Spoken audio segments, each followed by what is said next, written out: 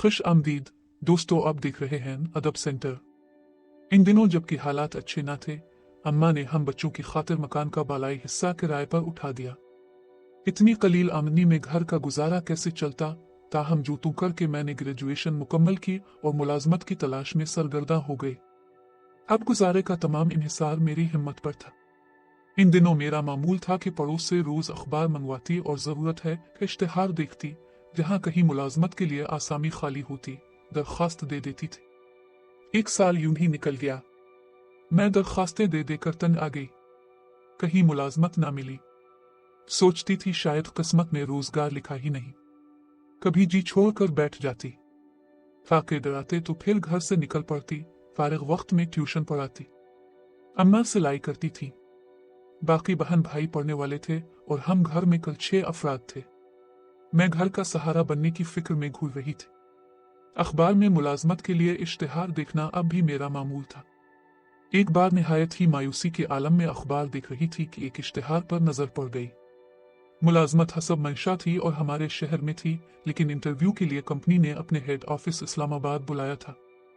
हमारे शहर से इस्लामाबाद 12 घंटे बस का सफर था, जबकि किराया भी मेरे पास नहीं था। किराए का मसला तो किसी से कर्ज लेकर हल किया जा सकता था। असल मसला अम्मा जान से इजाजत का था। वो मुझे दूसरे शहर किसी तौर अकेले जाने न देती और मेरे साथ कोई जाने वाला भी न था। फिर वहां रहाइश का मसला भी था। एक रात इस्लामाबाद में रुकना पड़ता। कहाँ ठहरती? वहां कोई रिश्तेदार न था। अकेली लड़की होटल में भी नहीं ठहर सकती थी। जब मैंने अम्मा जान को बताया कि मुलाजमत में काफी मुराद है, तनख्वाह भी अच्छी है, तो उन्होंने जवाब दिया, पहले जो इतनी जगह तुमने इंटरव्यू दिए हैं, क्या वहां कामयाब हुई हो? जो अब उम्मीदें बांध ली हैं, वो भी दूसरे शहर इंटरव्यू देने जा रही हो। मैं हरगज इजाजत ना दूंगी कि अकेली इस्लामाबाद जाओ। माँ अब दुआ देकर रवाना करेंगी और इजाजत देंगी तो मेरी कामयाबी यकीनी है। खुदा जाने क्यों इस बार मुझे ये यकीन हो चला था कि ये मुलाजमत जरूर हासिल कर लूंगी, बशर्त ये कि वक्त पर इंटरव्यू देने पहुंच जा। मैं हरगज तुमको इजाजत ना दूंगी। दुआ तो तब देकर रुखसत करूंगी कि जब इजाजत दूंगी। माँ का फैसला कतई था और अब उनसे मजीद बहस करना बेकार था। मैं गूंगों की कैफियत में उदास बैठी थी। इसी वक्त मेरी सहेली फरा आ गई।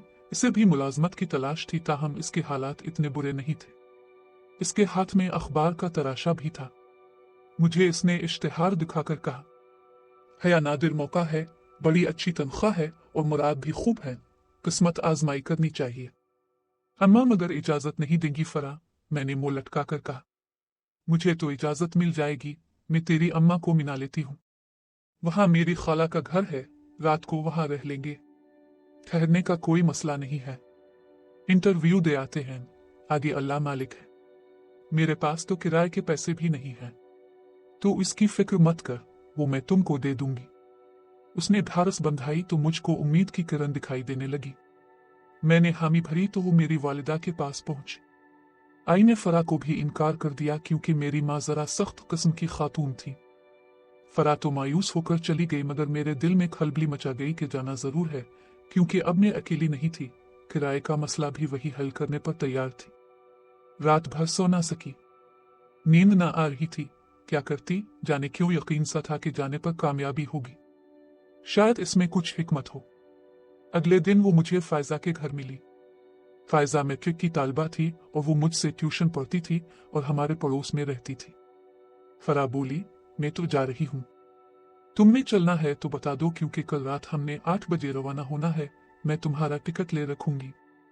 मैंने बेइख्तियार कह दिया, ले लेना टिकट, अम्मा को मैं किसी तरह मिला लूंगी। मैं ये चांस खोना नहीं चाहती। अगले दिन दोपहर तक खामोशी रही। शाम 7 बजे घर से निकलना था। ये वक्त सख्त अजियत में गुजरा। जहन की सुई इसी सोच पर अटक गई कि इस्लामाबाद इंटरव्यू देने हर सूरत जाना है। 6 बजे कलम का गज उठाया और कुछ समझ में ना आया। एक रुका, अम्मा के नाम लिखा। प्यारी अम्मा, मुझे यकीन है कि ये नौकरी मुझे मिल जाएगी। अच्छी तनख्वाह, घर के किराया, पक एंड ड्रॉप, गैर मुल्की एजेंसी है। इनके पास बेहिसाब फंड्स होते हैं। फलाह व बहबूद के काम करने वालों का प्रोजेक्ट है। मुराद भी ज्यादा है। खुदारा नाराज ना हो ना, बल्कि मुझे दुआएं देना। फरा भी मेरे साथ जा रही है। हमारे इलाके से उनको 4 लेडी वर्कर्स की जरूरत है।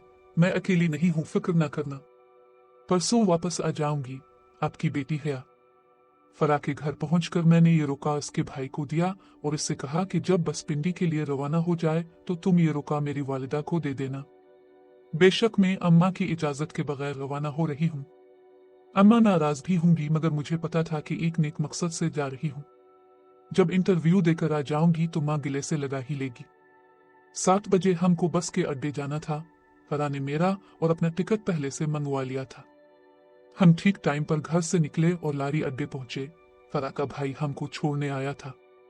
मैंने अम्मा से सिर्फ फरा के घर जाने की इजाजत ली थी, लिहाजा एक कपड़ों का जोड़ा तक साथ ना लिया था। सोचा अपनी सहेली से एक जोड़ा मांग लूंगी। अगर बैग तैयार करती तो वालिदा जरूर सवाल करती कि फरा के घर ये बैग क्यों ले जा रही हो। हम बस में सवार हो गए। जो ही बस चलने लगी, इसी वक्त मेरी सहेली का दूसरा भाई दौड़ा हुआ आया और कहने लगा, बाजी फरा घर चली, अब्बा जान की तबीयत अचानक खराब हो गई है, उनको अस्पताल ले गए हैं। वो घबराकर सीट से उठ खड़ी हुई, कहने लगी, तुम अकेली ही चली जाओ, ये लो टिकट और ये पता है मेरी खाला के घर का, मैं अभी उनको फोन कर देती हूँ, तुमको वहां कोई तकलीफ ना होगी, उनके घर को अपना घर समझना। फरा मैं अकेली नहीं जाऊंगी, ये कहकर बस से उतरने लगी। उसने तभी मुझको डांट दिया, कहा, बेवकूफ, तुम जाओ, रात में अकेली बस में मर नहीं जाओगी। बस मुसाफिरों से भरी हुई है, सभी इस्लामाबाद उतरेंगे और ये सब हमारे ही शहर के लोग हैं। सुबह 7 बजे लारी से उतरते ही इस नंबर पर फोन करना और खाला तुमको पता समझा देंगी या वो खुद तुमको लेने आ जाएंगी।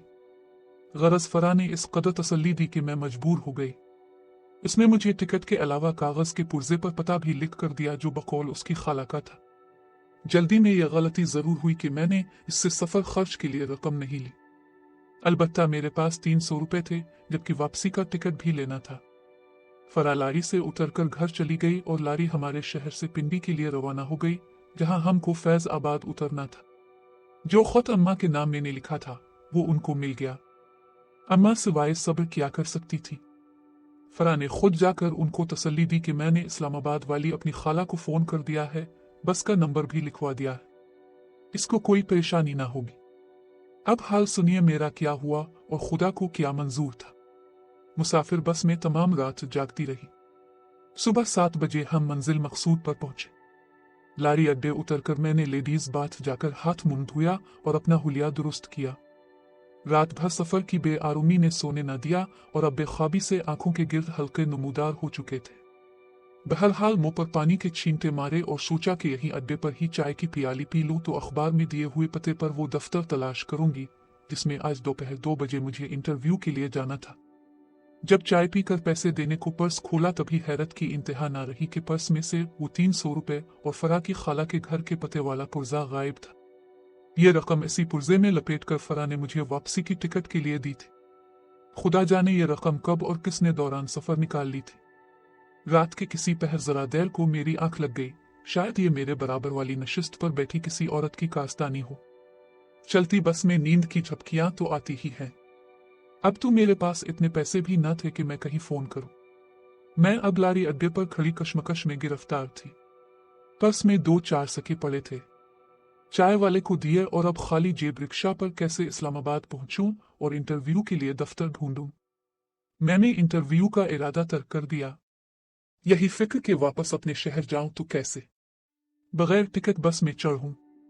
कुछ देर तक अड्डे पर खड़ी यही सोचती रह गई। अचानक महसूस हुआ कि अड्डे पर खड़े कुछ उबाश लोगों की निगाहों ने मेरी परेशानी को महसूस कर लिया है। आफियत इसी में जानी के फौरन इस लारी में सवार हो जाऊं जो इस वक्त मेरे शहर की तरफ जाने को तैयार खड़ी है।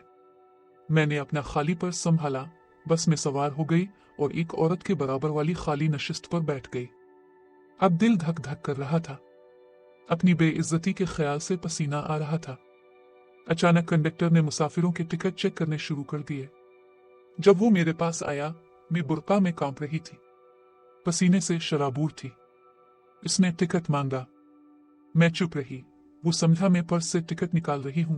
आगे वाली सीटों की तरफ चला गया। पिछली सीटों से होकर वो फिर मेरी जानिब पलटा।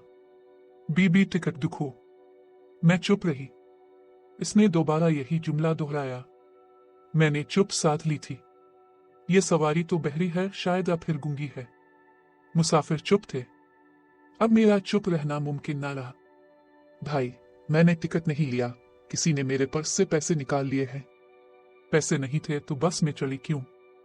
उस्ताद जी, इसने ड्राइवर को पुकारा। बस रोको, इस लेडी को उतारना है। ड्राइवर ने बस रोक दी। बीबी टिकट बनवाओ और फिर उतर जाओ। आंसू बुरका के अंदर मेरे निकाब को भिगोने लगे। मैं आपको टिकट के पैसे अपने शहर पहुंचकर दे दूंगी, मैंने इल्तिजा की। तमाम मुसाफिर मेरी जानिब मुतवज्जे हो गए और ड्राइवर के रहा था, अब तुम शहर कहाँ जाओगी? दीरुलमान जाओगी? अरे ये लड़की घर से भागी हुई लगती है। इतनी एहानत मेरी जिंदगी में कभी नहीं हुई थी। आज पता चला बेबसी, गुर्बत, मुफलिसी क्या होती है। आज माँ की बात याद आ रही थी कि अकेली सफर पर मत निकल। दिल कह रहा था, यह सच है कि माँ की दुआ असर रखती है। जिस काम में माँ की रजामंदी शामिल हाल ना हो, इसमें बच्चों को कामयाबी नहीं मिलती। उतर जा माई, कंडक्टर ने कहा, हमारा वक्त मत जाए कर। तब सारी बस में एक शख्स को एहसास हुआ, अरे मियाँ क्यों इस कदर बदतमीजी से पेश आ रहे हो सकता है वाकई उनकी रकम गिर गई हो।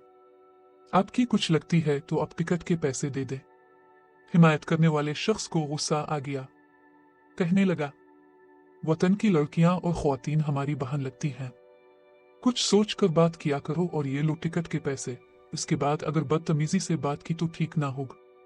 अच्छा साहिब ठीक है, लाओ पैसे। हमको टिकट से मतलब है, आगे बस के मालिक को भी तो हिसाब देना होता है। रकम मिलते ही कंडक्टर की जुबान बंद हो गई और बस चल पड़ी।